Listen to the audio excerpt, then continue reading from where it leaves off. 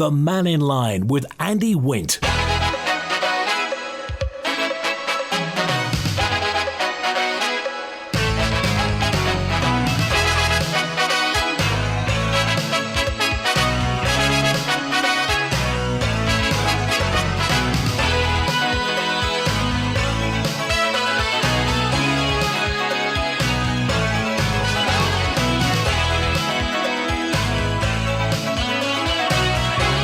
Faster my good afternoon. Welcome to Mannin Line on Manx Radio. Our daily dose of public opinion, public comment, your chance to access the airwaves and have your say on anything you want to today, because we're open line through till 1. Text, email, call and WhatsApp. Text and WhatsApp 166 177. For a WhatsApp, by the way, you'll need to have us in your contacts. Email studio@manxradio.com, call 66 13 68. The Lord Street development, still lots of talking points. And also what to do now with Summerland. It's coming into sharp focus.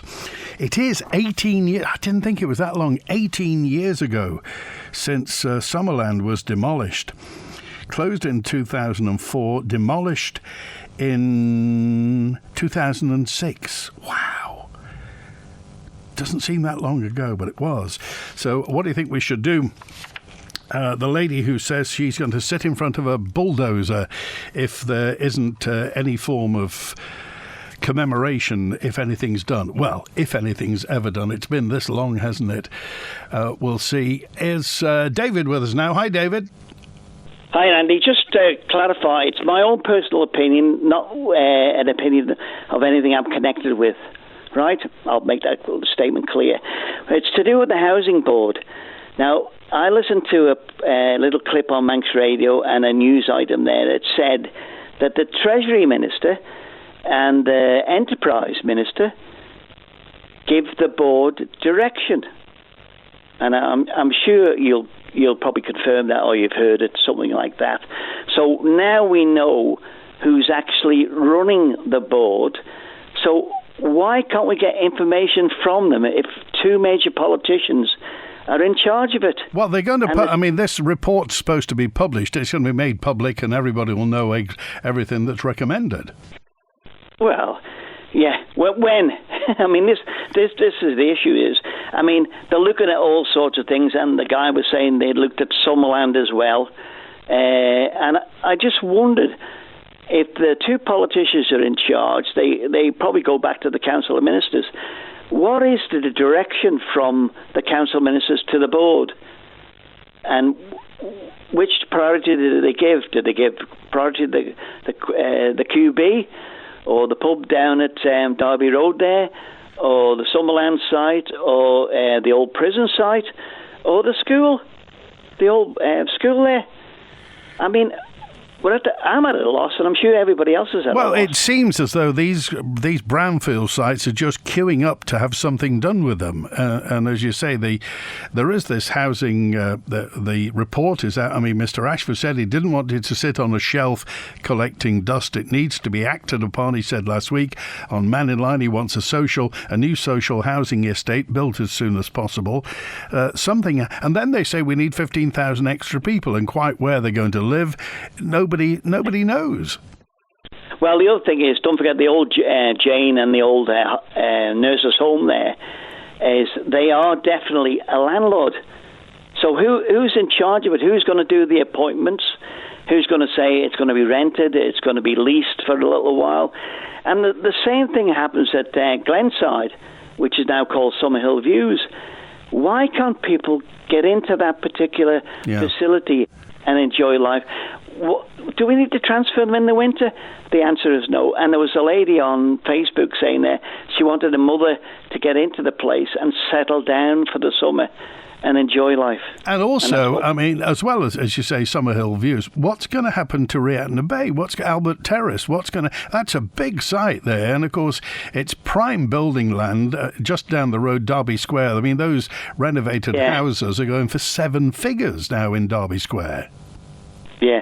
The same thing is, it's given then to the housing board, or it's in their portfolio.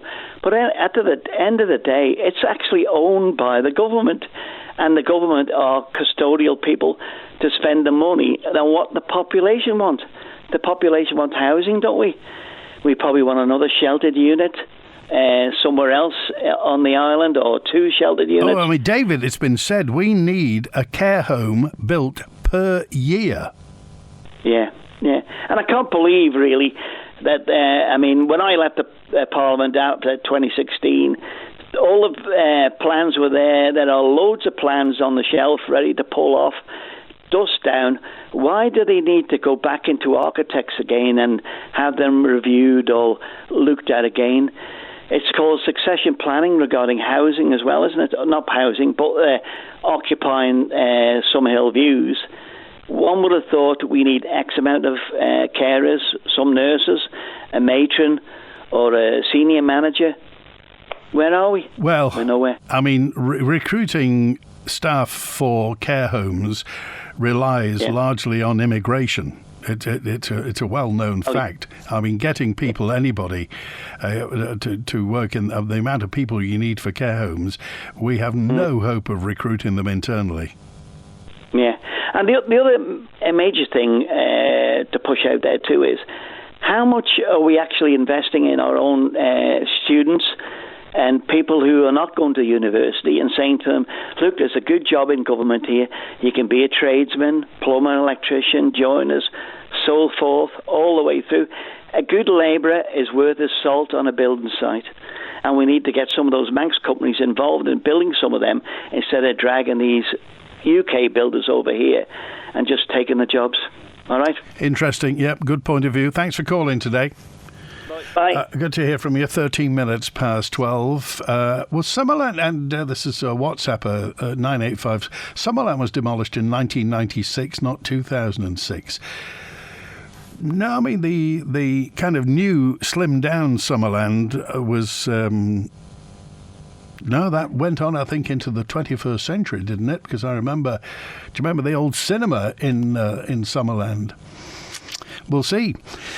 But what's going to happen to Summerland? Of course, the darn thing has been sitting empty for years and years. There have been various proposals. I think there was certainly an on-island developer that wanted to build stuff there. But the moment the word apartments appeared, public opinion turned against it. That was 15, maybe 20 odd years ago that happened. So what should happen? That was the kind of remnants of the old Summerland.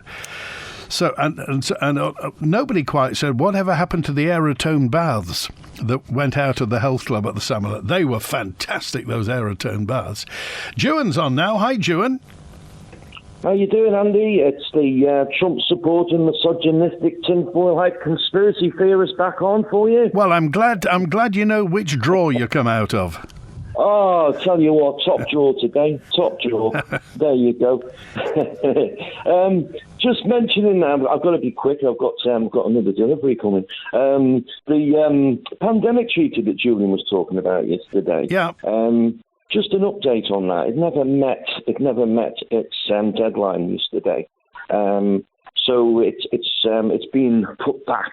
But the concerning thing is, I mean, we've spoke about this many times on this programme and it's popped up, but it always seems to be a new conversation every time we do it, and it doesn't gather pace. And it quite interests me that the government are quite happy to write letters in to support the Israeli and Palestine movement, but something as important as this, they seem to be really quiet about. But just the update on that. But it is being put back. Okay, well, for new listeners, just give us the pen portrait of what it is what you're saying. Basically, I'm only repeating what Julian said yesterday, that the treaty was basically taking out the decisions from local governments and parliaments to impose any regulations on further vaccinations, lockdowns, and basically that's the overall of it. It goes deeper than that, and given all that permission to the World Health Organization. Yeah. Well, they were changing the word may to shall, weren't they? Yeah, and again, as Julian mentioned there, it was an opt-out. And there's a lot of this happening at the moment. As you know, if you don't say anything, like I've said to people, governments take this here for granted now. If you don't say anything, they take it that you agree. So, you need to, and governments are the same here, need to opt out of these things and stand up and say, no, this is not for us. Luckily enough, we got away with it this time, I think. The other thing I wanted to jump onto as well, which of course it's been spoke about as well on this programme, is a YouTube video that came out yesterday from netoffice.co.uk, and it's called Injecting Skies, and it's all about geoengineering. Now, I remember you said a while ago, we put this to bed on this programme when someone mentioned it a while ago, and I'm just wondering who you put that to bed with. Was it Bonsai? Sorry, Bonzo. That's a restaurant, isn't it? Which bit are you talking about? You're talking about we were talking about, was that talking about seeding clouds for rainfall, or was it about chemtrails? It's the whole lot combined together. I mean, we're looking at a company in England that's actually paying planes to put this stuff into the sky. And also this release, well, so I think it's 2 days ago on the Met thing. So there's definitely something going on with geoengineering. So I just like to put it back in the ball court when people go on about conspiracy theories and try and knock it down, that this stuff is actually happening. So, and I haven't checked out Bonzo's £25 burger yet, because obviously we need to make sure that we've got valid points on this, and we're not conspiratorial. So I must check that out. But on that point, I think the government or the organisers of the TT put an extra £1,000 on the traders up there this year for their stands. So you can't have it always. If government are going to rake this money in, then the people are going to have to charge extra to the people for the stuff, I think. Well, and also, I mean, it should be pointed out, if people don't want to buy expensive burgers, they've only got to walk about 400 yards, and there's a big supermarket on Victoria Road. Vote with your feet, absolutely. And it'd be nice if the government or the people in charge turned around and said, like, we're going to have local traders here first, and maybe like these agricultural show does, they have their own people doing catering, and it brings money into our community rather than people taking money out of the community, and let local people do that and give them first chance. To try and keep ourselves going. We're talking about, making the money go around. That might be more of an idea as well, rather than trying to get every last penny out of everything. Just let's get the community up and running and do some community spirited stuff. I'll leave it at that today, Andy. I've got to shoot off, but I'll speak to you soon. Thanks for calling today. It's good to hear from you. 19 minutes past 12 on Manx Radio. Hello, it's John from Ramsey. We're talking about the Summerland site. It's terrible that it's over 50 years now that nothing's been done with the site. It's very hurtful, not only for local people, for people coming over who have had experience of what's gone on there after Summerland's tragic accident. Now, they were saying about suggestions for what to do with the site. I think it'd be quite nice if they could have two nicely designed apartment blocks, and then either side, and then in the centre, you could have the memorial that's 100 metres down the road. That could be transferred over and put in a nice garden in the centre. I think that would be quite nice. But it's about time something was done. It's a horrible reminder of what's gone on. All right, thank you. Good to hear from you. Thanks for that. So what do you think? 2 blocks of flats with a garden in the middle? What do you think should happen? Tina Brennan, of course, is one of the campaigners, the justice campaigners for victims. She witnessed the building burning from the cliffs above Summerland, and of course, 3 years after the fire, the new Summerland, on a smaller scale, was built in its place. What possibly you may remember of Summerland wasn't the original Summerland.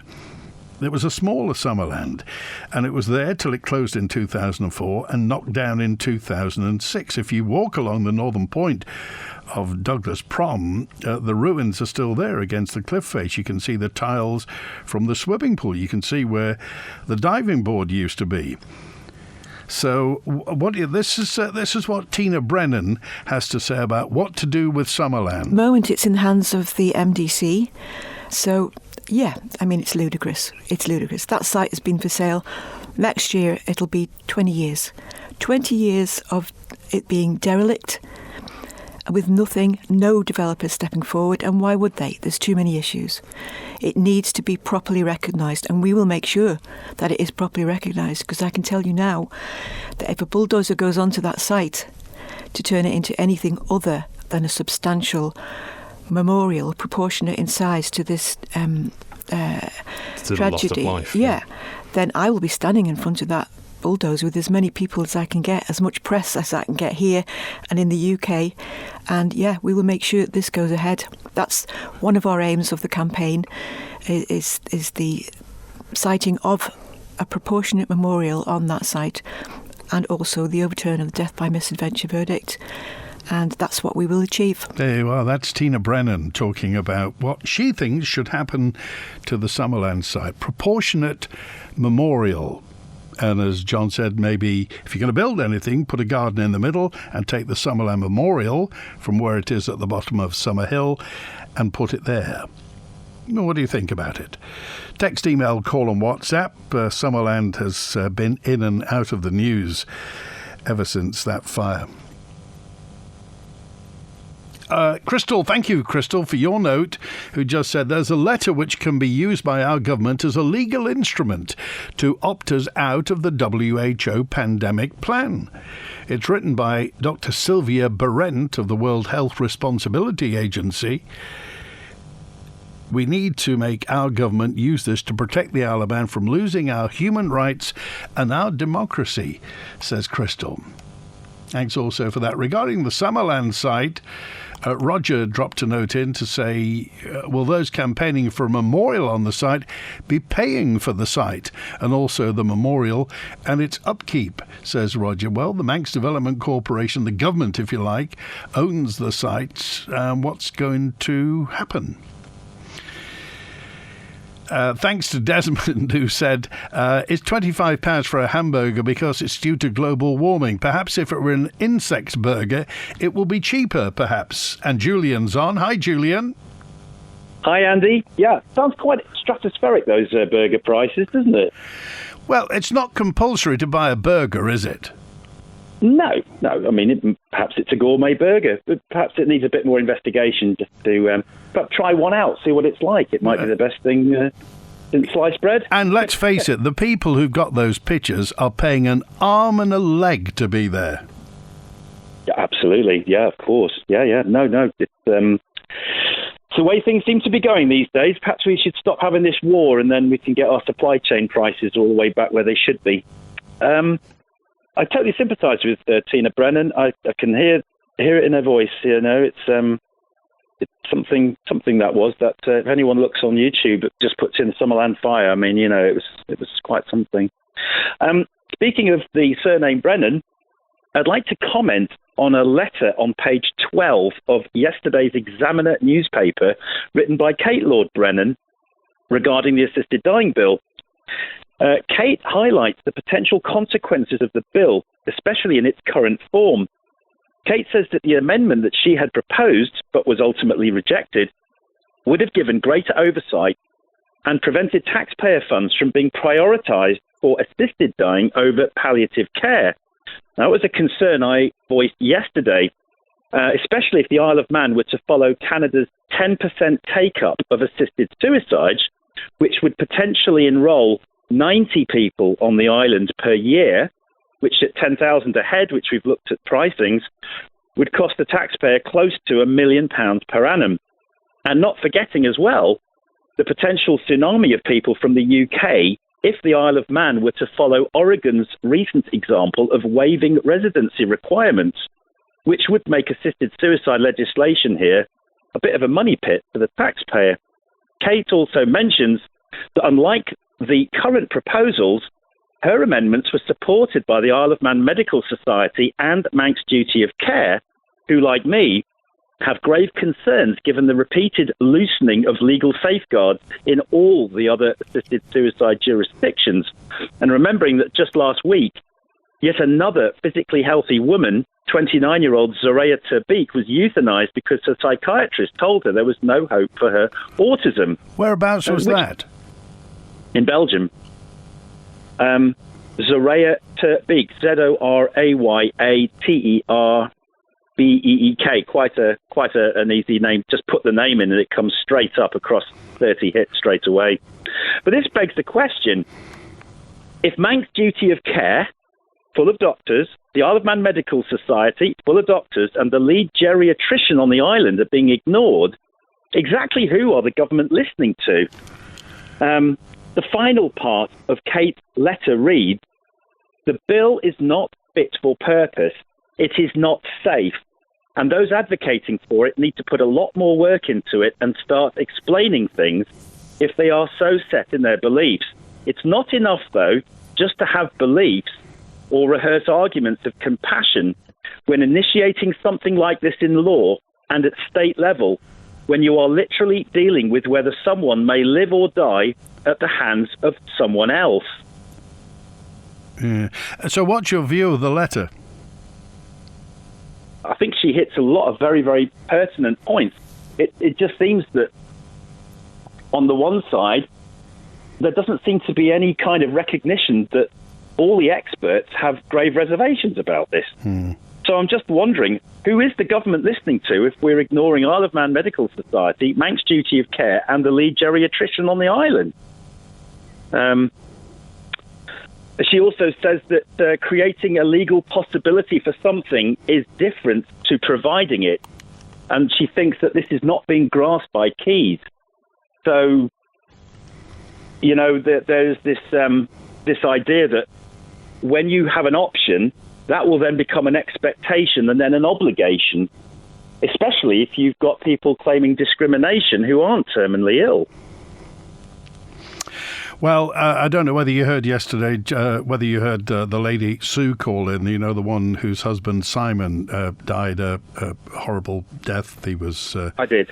A debilitating death as well. So, well, you know my position on this, Julian. I sit very much in the middle. I have no opinion on this at all, because it seems to be that, you know, when people are touched by people who have dreadful deaths, then there's an opinion that's formed on this. And in the middle, I think the vast majority of the public don't quite know what to think of it all. No, but I think most people would agree you have to keep the emotion away when you're soberly debating legislation for anything. And that's the key, Julian, is keeping the emotion out of it. And how on earth you keep the emotion out of it is it's difficult. Yes. And, you know, as well, Kate, she's got a degree with honours in law and European studies from Leeds University. So she's highly qualified in law. So we should be listening to people who know what they're talking about, including Kate, including the Medical Society over here, Manx Duty of Care. I mean, you know, the cue's in the name, isn't it? Care. You know, they care about this, and I don't understand why they're not being listened to. Okay, all right. I appreciate that. Just before I go, Andy, okay. I just noticed a news flash from Reuters. Completely different.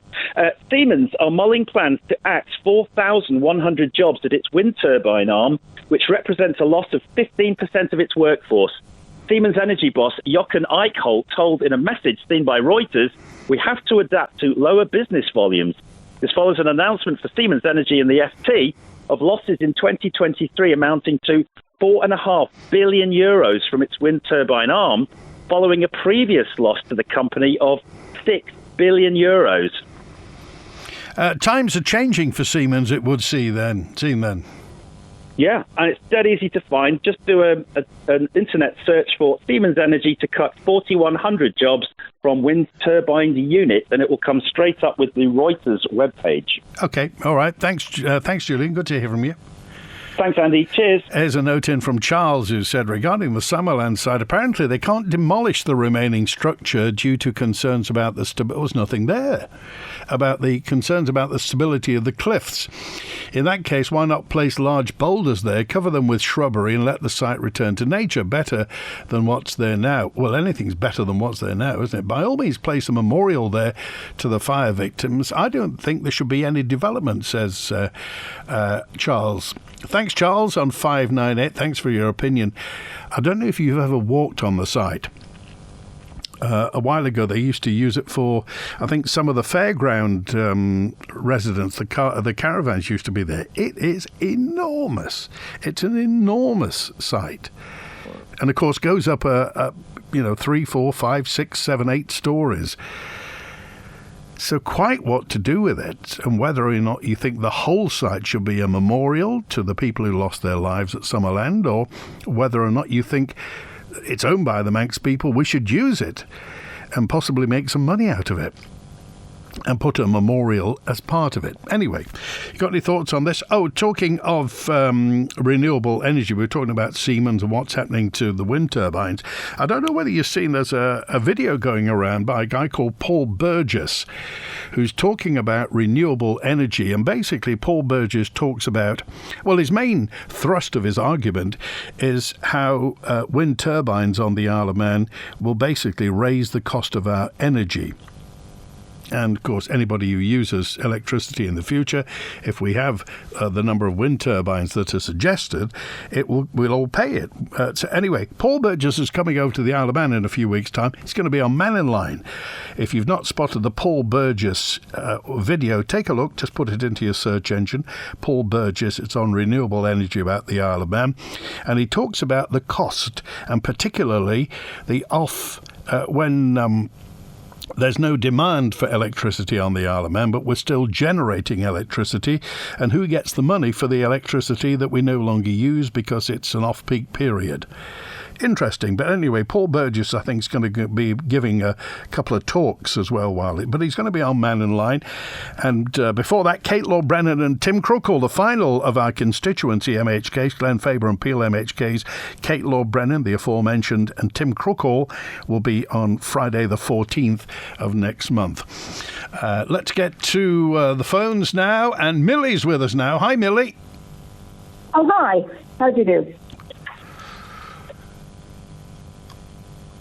Can you hear me all right? Loud and clear, Millie. Go ahead. Okay. I would just like to mention that because I joined voluntary euthanasia, which was in the offices in Wales when I was in my very early 30s, because I was concerned I wasn't afraid of dying, but I was afraid of how I was going to die. And I'd read an article in a woman's magazine all about voluntary euthanasia, and there was a form to fill in if you wanted to join, and I did. Anyway, many, many years later, I got a call from Dignity in Dying. But sadly, hang on a minute, before that, I had already made up my mind. I was going to put a petition in at Tinmouth, and I did in 2014. I took a petition to Tinmouth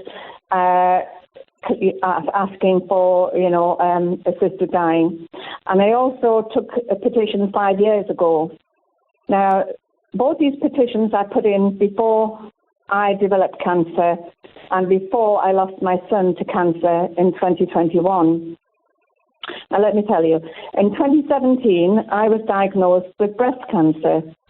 In the August, my nephew, who lives in Holland, where assisted dying is legal, his partner was diagnosed with stomach cancer.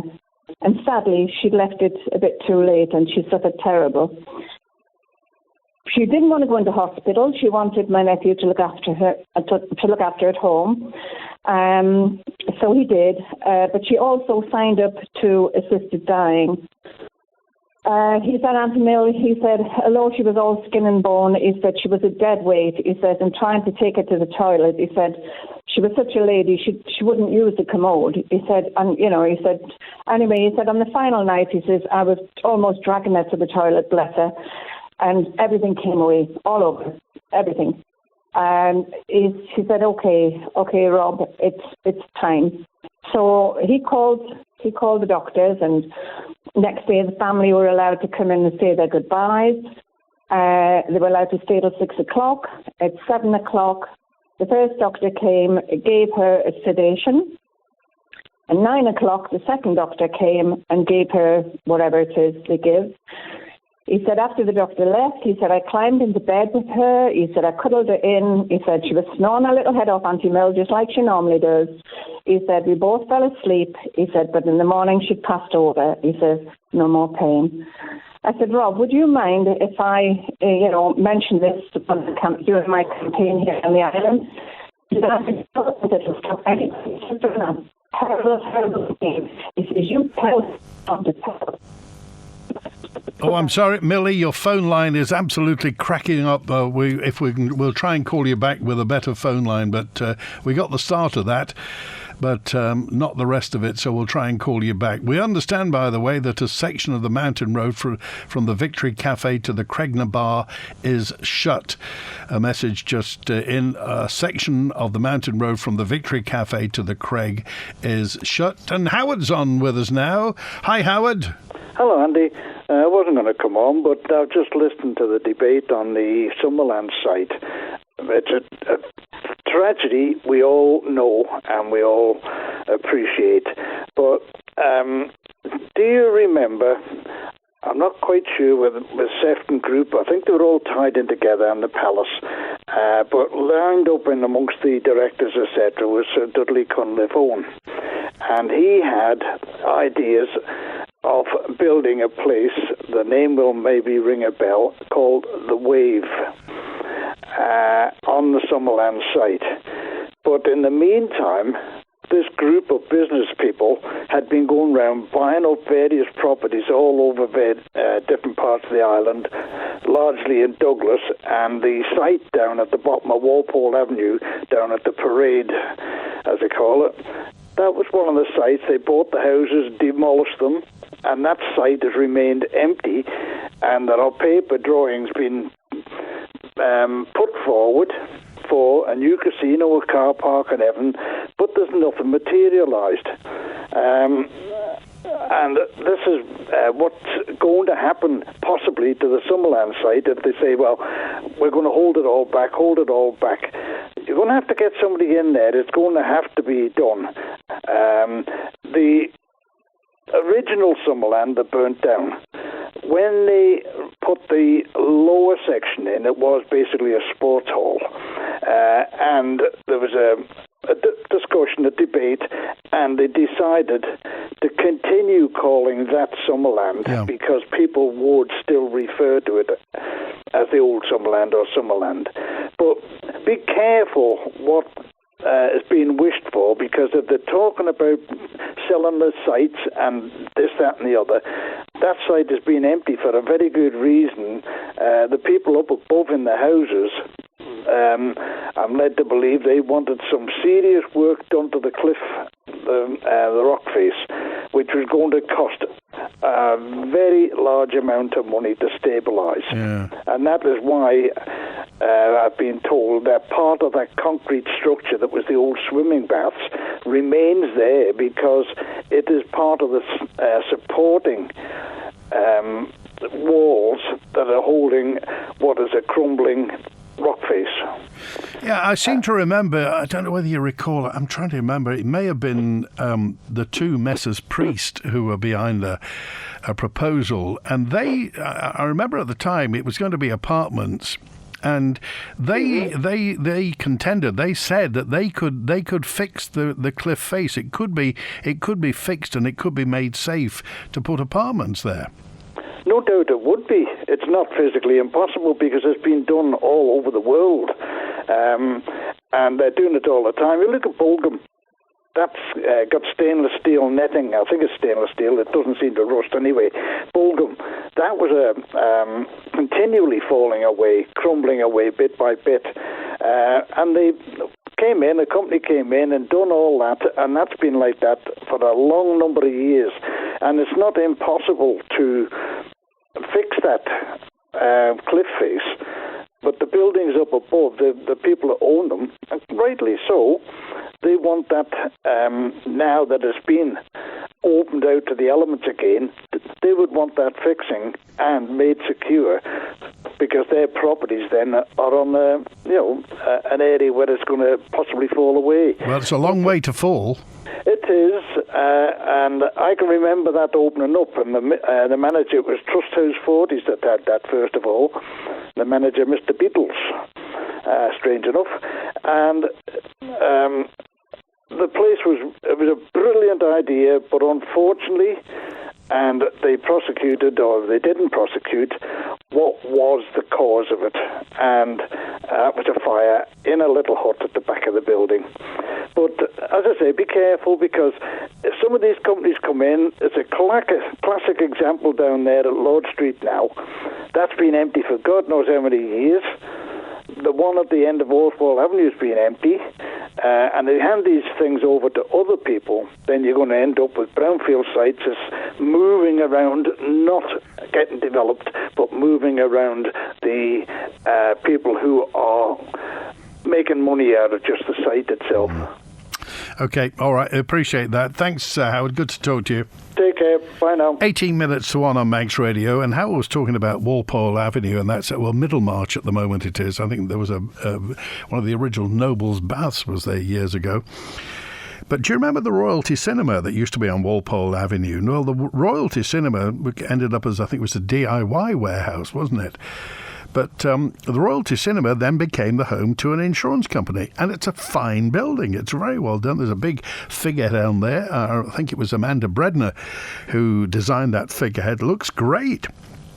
So it can be done, and nobody ever laments the passing of the Royalty Cinema because there's something nice that's replaced it. So what do you think should happen to Summerland? Well, as I mentioned, the Manx Development Corporation is in charge of it, and the boss of the Manx Development Corporation is Dane Harrop. On Summerland. When I first started in this role, the prime kind of brownfield site that we always use as an example was Summerland. We've undertaken a number of surveys on Summerland. You know, there's no secret behind that. We had people abseiling down the cliff to fully understand what work needed to be done. And that's about understanding the site, trying to assess what the risks are, so then you can either mitigate them, include for them, and price them in, so you're making sure that you're getting your number as robust as possible. So again, we've done the surveys on that. Currently, we haven't progressed that any further, and it's probably worth outlining how the Manx Development Corporation, what projects they look at, and what we're given the kind of green light to do. So we have what's called the Brownfield Regeneration Steering Group, which is the only subcommittee of COMIN that has the Treasury Minister, Cabinet Minister, and Department for Enterprise Minister on the steering group. And ultimately, we have been asked to look at a number of sites. We look at feasibilities, we present that to that steering group, and they approve at various gateways us moving forward to the point where hopefully we get onto site and we get a bucket in the ground. You've mentioned the Summerland site. What are the obstacles to the development of that site? Because I'm guessing a lot of people would think, the reason it was developed as a tourist site in the first place is because it's got a beautiful view across Douglas Bay. Mm-hmm. It's a great location. So why is nothing happening on that? There's a number of sites, in terms of the size and scale of them, that demand large projects, and as we've outlined, large projects come with a large expense. At the moment, we've outlined what the risks are. You don't need to be a rocket scientist to drive past that site and understand what those risks are. Obviously, the cliff that's still got a good proportion of the aquadrome still on the side of it is there. We've got made ground that we'd have to deal with. So I think there's a lot of complexities around Summerland. We know the history around the site as well, and I think anything that is proposed there needs to be carefully considered. There he is, Dale Harrop, the Managing Director of the Manx Development Corporation. What's going to happen to Summerland? At EVF service stations, you can fuel yourself as well as your vehicle. Hot and cold food to go, chilled drinks, and even lottery tickets too. Great choice and value to make life more convenient. Fill up, fuel up with Ellen Vannin Fuels. Visit us at evf.co.im. Stocks and offers may vary between locations. Following a cardiac arrest, for every minute that passes without action, the chance of survival falls by 10%. However, act within 3 minutes using CPR and defibrillator, and the chance of survival can be as high as 70%. A St John Ambulance CPR and defibrillator course teaches the essential skills required and gives students the confidence to know what to do in this kind of emergency. Find out more. Call St John Ambulance today on 674 387. From our castles to our cottages, our museums, and the Great Laxey Wheel. You'll find hidden treasures around every corner when you visit a Manx National Heritage Site. Fill your summer making treasured memories with Manx National Heritage. Sites now open every day. By visiting, you help protect our treasured island for generations to come. Plan your visit today at manxnationalheritage.im. Helmets are on and engines are revving, which only means one thing. The new season of the TT races is heating up. And no matter if you're at the track or in front of the telly, Tesco can help you fuel the fun. Choose from our range of ready-made snacks and drinks, prep for a picnic with our deli selection, or get ready for a grill-up in the garden. So, put the pedal to the metal and visit your local store before the action starts. Tesco. Every little helps. Once upon a time, when slower motorbikes raced around the island... There was no Manx radio in those days, of course. What? Well, we soon got that fixed. We are Radio TT. And then there was no stopping us. We could bring you stories of amazing dedication. I have actually spent 300 days standing outside the Highlander pub. And riders who'll risk everything for that podium finish. One guy last year was off work for 3 days with a broken flask. I'm back in the Manx Radio archive room again, browsing the shelf-marked tourist trophy, and I'll be waiting at the door to welcome you in this Thursday evening just after 6 o'clock, looking at the TT Festival in years gone by. Now, I'm sorry, but I'm going to have to close the door. These exhaust fumes get everywhere. The Mannin Line with Andy Wint. 13 minutes before 1. Note in from Alan, who said, in the news today, the UK's been singled out as having the highest diesel prices in Europe, 155p per litre. What's that per gallon, crikey? This has caused outrage amongst drivers and motoring organisations, but the Isle of Man can claim even dearer diesel prices than the UK mainland. As far as I can see, we're being charged 175.9p per litre of diesel. Is this correct? Says Alan. It's a scandal, says Alan. Can you tell me 175.9 per litre for diesel? Is that true? How much are you paying at the moment? Where's the cheapest? Where's the most expensive? And thanks to, the spirit of Buddy Rich got in touch and said it was Amanda Barton who was the sculptor for the old Royalty Cinema. Millie's back. Hi, Millie. Hi. Where were we?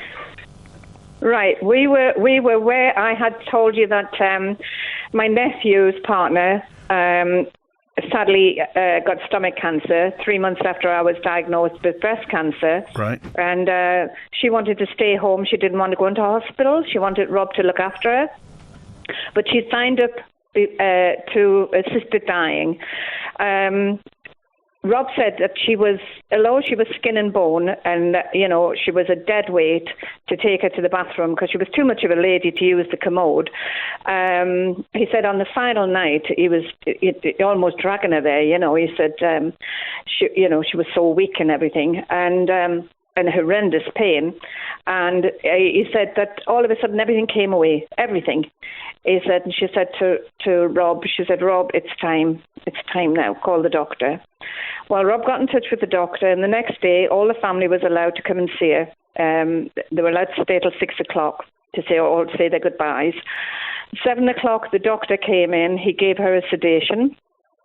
At 9 o'clock, the second doctor came, give her whatever it is to give her. After the doctor left, Rob said, I climbed into bed with her, Auntie Mill. He said, I cuddled her in. He said, she was snoring her little head off like she normally does. He made me laugh, He said, but by the next morning, he said, she'd passed over. He said, all that pain gone, everything. I said, Rob, do you mind if I tell this story? Because I'm campaigning on the Isle of Man. I said, I took my first petition to Tynwald for assisted dying in 2014. He said, Auntie Mill, if it'll stop anybody going through that horrendous pain that Margaret went through, he says, you can tell anybody you want. Now, my son died in 2021 of squamous cell carcinoma. The cancer was literally eating his neck away, and I saw what it was doing to his neck. You can imagine what it was doing to his inside. He was in horrendous pain. I actually was going to kill him. I'd bought a bottle of vodka and somebody had told me how many tablets to take, and I got them, but obviously, I couldn't just do it like that. Day after day, I kept thinking, I'm going to do it today, I'm going to do it today, I'm going to do it today. I couldn't bear watching him. Millie, what sort of state of mind must you have been in to consider taking your own son's life? I brought him into this world, sorry.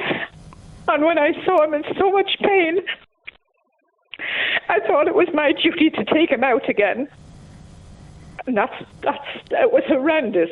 I'm sorry, I'll be all right in a minute. Just give me a minute.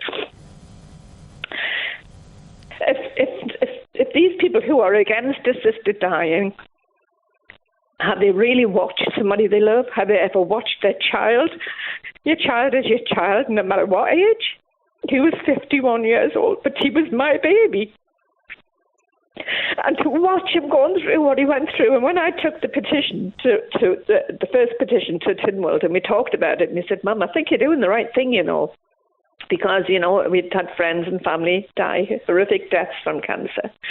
And that's terrible to watch. But to watch your child dying of it and stand there helpless.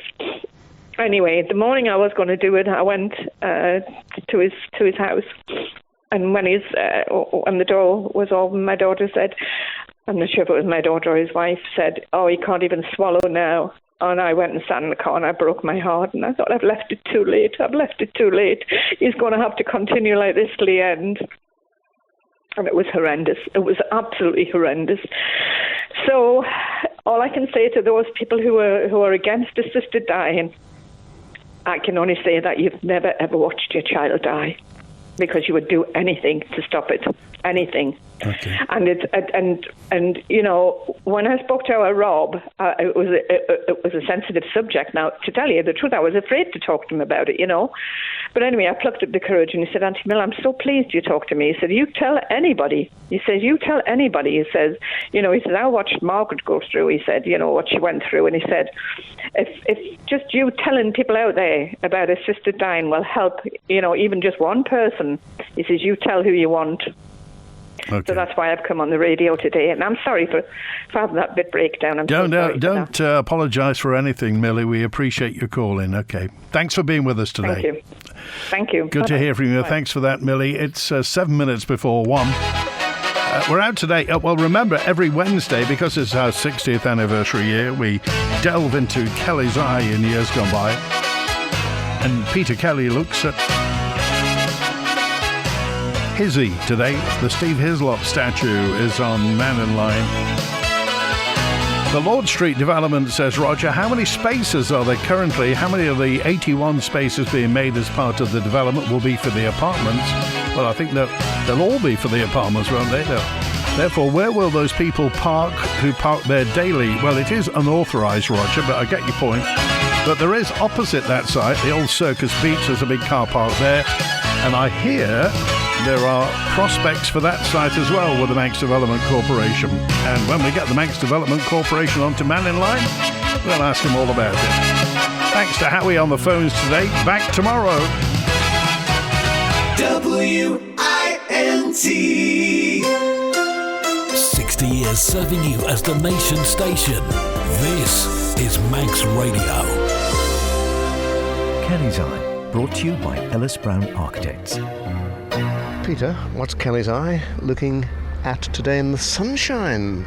I'm looking at something which has at its base 3 legs and also has a thistle. Yes, it does. I couldn't argue with that. It is a base. It's a base for a statue. Statue, and there aren't many statues in the island. Public art is sadly lacking, but here in Onken we have one now, and a statue of a man with his arms folded, and he's looking out across Douglas Bay, and beneath his feet, between the thistle and the 3 legs, both of which have a reason, it says Steve Hislop, 1962-2003. It also says this was unveiled by Jeff Duke OBE on the 5th of June 2005. We're talking TT, of course. We are indeed. Steve Hislop was a champion, a world champion, I think, from recollection. It's a newly created garden where there used to be a garden, but the whole of the garden has been totally revamped and finished just in time for the unveiling of the statue on Mad Sunday 2005. Now, the thistle and the three legs, you say, are significant. The thistle, obviously, is a Scottish connection, isn't it? Well, that's, of course, where he was born. He was born in the Scottish border town of Hawick. Chose Onken as his home latterly, and unfortunately, of course, he was killed not riding his motorbike, but in fact in a helicopter accident. The race fans wanted to commemorate him, so there was subscriptions, etc. Sufficient money raised, in fact, to pay for 2 statues, and one is going to be erected also in Hawick. Locally, Jim Davison, I think, was coordinating, and he contacted me to see if the commissioners had anywhere in Onken where the statue could go. The family didn't particularly want it to be on the TT course. How about this site? Because at that time, when the approach was made, Summerland was under discussion for being the site of the famous but never happened TT Museum, or the TT Experience, and so it would have been ideal, of course, overlooking that. But equally, in this position, you can see the statue from the promenade, or part of the promenade as you come along, and for the family's sake, of course, it's not far away from home. To complete the picture, of course, there are 2 large plaques there, one a little about Steve Hislop's life and the other one his race successes, listing all the victories, his Isle of Man TT victories and his other major victories. Many of the most iconic buildings around the island have been designed by Ellis Brown Architects. Keep up with Ellis Brown today on Facebook or via ellisbrown.im. Part of island life for 60 years. This is your Manx Radio.